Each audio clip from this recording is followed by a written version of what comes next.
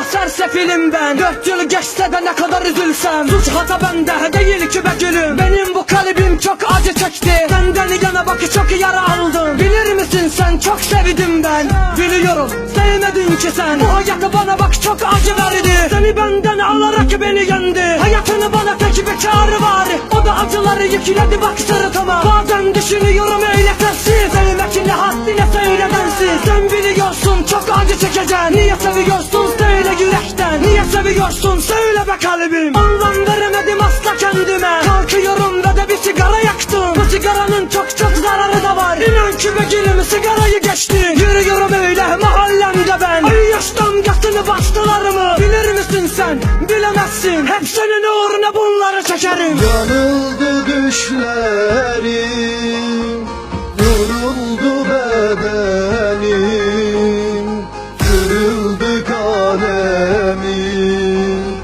yazar mı ellerim. Nasıl da inandım, nasıl sana kandım, ben aşka yanıldım, bitti umutlarım.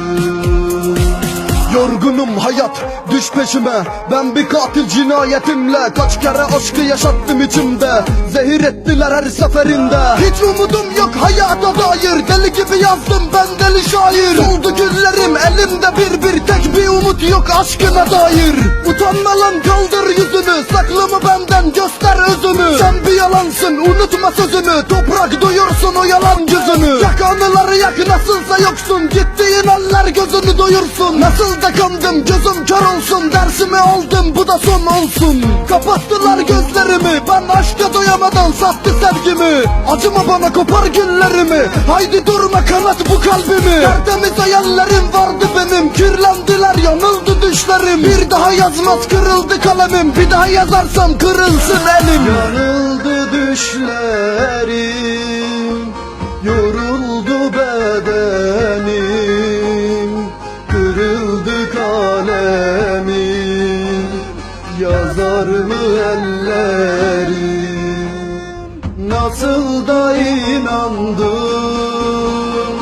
nasıl sana kandım, ben aşka yanıldım, bitti umutlarım. Burası stüdyo saymaz, ben 76 Kaos, a.k.a. ayrılığın şairi. Fit 76 Firari 2014, burası Iğdır.